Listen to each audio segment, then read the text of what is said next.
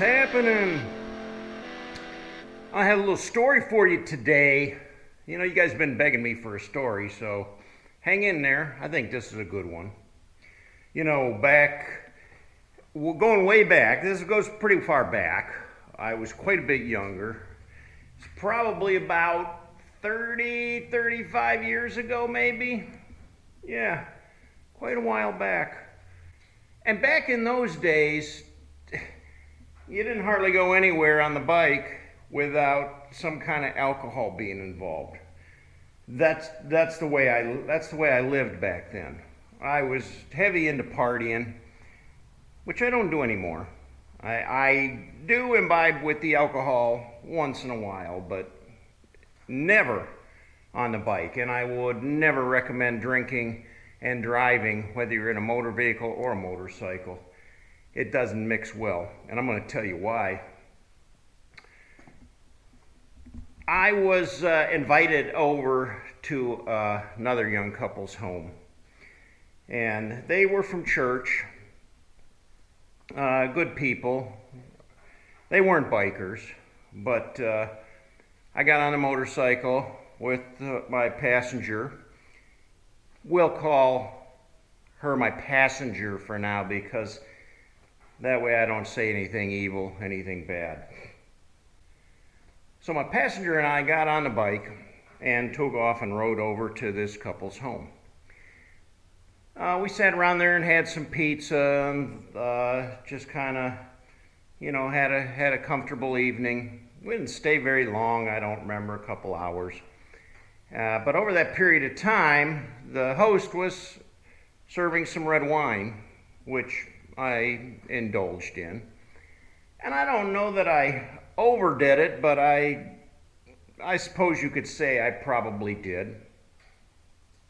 It came time to leave, and we got on a motorcycle, and I took off down the road. Now, they lived in like a residential neighborhood, so the streets were kind of narrow, and there was like all these houses, and the residential street went out and teed right into the main road. Well, it was dark, it was late, and I got on the bike and I started cranking through the gears, and I came to the street and I turned left onto the street, which I thought was the main road that would take me back towards home. Unfortunately, it wasn't. The road that I turned onto was nothing more than a dead-end street. I didn't realize that, though. So I turned onto the street and I started going through the gears.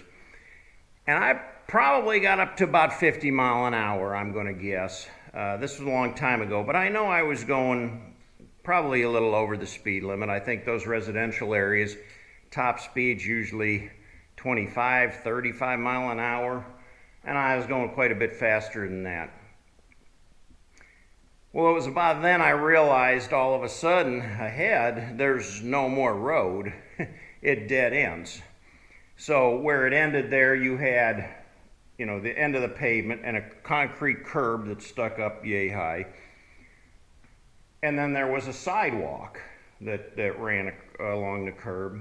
And then there was a little stretch of grass and a chain link fence. And over the chain link fence was the sports fields for the local high school. Well, like I said, it was dark, and all of a sudden I see that there's no road up ahead. So I hit both front and back brakes. I tried to stop as fast as I could, and the bike just wasn't going there. Well, I ended up hitting the curb. When I hit the curb with the brakes on, the bike just did one of these endos right up on the front wheel, flipped right over. And my passenger was launched right into that chain link fence, landed on her back, sprung her down into the grass. Pretty much unscathed. As for me, though, Mr. Never wears a helmet, went headfirst right into that sidewalk. Well, I landed kind of on my face. I think it was this side of my face and my shoulder. And it knocked me unconscious. And the next thing I remember, I was getting up and brushing the dirt off of me and looking at my bike laying there and thinking, boy, I got to get my bike up. It's leaking gas all over the place. And I look up and I see my passenger being accosted by two young thugs trying to rob us. So right away I started heading over that way, and they saw me and they just like, whoa, took off running. Little did I realize, but the whole side of my face was blood, and it was all dripping down my face and all down the front of my Levi jacket. So I imagine that kind of freaked these kids out. They were just young kids. They looked like they were probably 14, 15-year-old kids, and just out trying to stir up some trouble and taking advantage of a situation. But they didn't take anything from us that night, as much as they may have liked to. I was able to go over there and pick the bike up. I had a little bit of gas coming out. Whenever you lay these things down, sometimes they're gonna seep fuel out of the fuel cap, and the fuel was running down the side of the gas tank. So I got it back up on this kickstand, and from flipping over and landing kind of cockeyed, the back wheel had been knocked out of alignment and was actually scraping up against a frame. So it was real hard to even move it. It was like the brakes were on. Well, I saw what was happening there, so I got down on the ground and I just kicked the wheel as hard as I could until I got it to where it was at least off the frame and it was rideable. And we thought at that point, boy, instead of heading home, because we had a few miles to go to get home, and I said, well, these people live just a block back that way. I'm just going to ride back over to their place. So we rode back over to their house, knocked on the door, and of course she answered the door. Was already in her pajamas, this poor woman. Her jaw about dropped when she saw me, and was like, oh my gosh, what happened? Well, I had a little accident, and I was the only one that was injured. My passenger wasn't injured really at all. So they brought me in. She sat me down in the bathroom, and she doctored up my face and my shoulder that was skinned up a little bit. And other than that, I wasn't hurt real bad. And of course, they didn't want us to get back on the motorcycle and ride home, but I insisted. I'm a biker. What? I'm fine. I had a little scratch on my cheek, a little scratch on my shoulder. I'm riding the motorcycle home. Thank you. Got back on the bike and rode the rest of the way back home. For a long time, I had a scar up here. It almost looked like a big birthmark on the side of my cheek here, and some scarring on my shoulder, but over the years it's kind of disappeared. You can't even see it anymore. I'd almost forgotten about that story because it happened so long ago, but for some reason it just came to my mind the other day, and I thought, wow, that was one of my 9 lives right there. So I got lucky, I guess.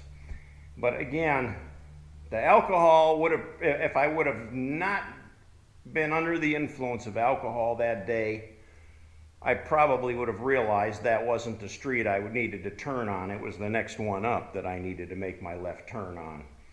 So, foolish of me. I survived it though. It was probably the next week. It was probably a Sunday afternoon, as a matter of fact. Went over to my mom and dad's for dinner, as we did on Sundays. And my dad gave me about a 1-hour lecture about drinking and riding the motorcycle and carrying on like a hooligan. But I was pretty cocky at that point in my life, and I think him and I had some pretty hot words going back and forth. I didn't appreciate him trying to tell me what I could and couldn't do, And he was very concerned for me and my safety and didn't want me to get myself killed either, and I can understand that now. Bless my good old dad, he's now passed on, and those moments are actually precious to me now as I look back and remember, you know, my dad counseling me as I thought I was a grown man, and of course he was the wise one, but you know, when you're young and full of you know what, you're not going to listen to anybody. That's the way it goes. You think you know it all. Well, that's my story for today. If you're going to go out riding, it's like I said back then, it didn't matter if you were just going out riding for a Sunday ride, or if you were with a bunch of other bikers, if I was riding with a club, if I was on a poker run, there was always alcohol involved. And praise God, I never had any altercations with that. Because at any point in my life, things could have gone south real fast. And I've seen other people pay the price for drinking and driving. So stay away from the alcohol if you're going to ride, guys. Just enjoy the wind in your hair, the bugs in your teeth, and breathe in the smells of the cow manure and the cut grass. No, we're not there yet. It's cold today. It's freezing. I mean, inside the shed here, it's showing 40 degrees there on the old-fashioned thermometer. But I was just out riding around in the Silverado, and it is 31 degrees. It's freezing, and it's snowing today. There's my road. You know, I always got to give the weather report. That's what we do. So there you go, guys. Subscribe to the channel, and you'll be seeing all my videos. Hang in there. We'll get through this mess that we're in right now. The world is in kind of a weird spot, isn't it? I don't talk politics. I won't go into that, because if you want to know about that, there's plenty of other people that are going to talk about it. Till next time, guys, ride hard and die free.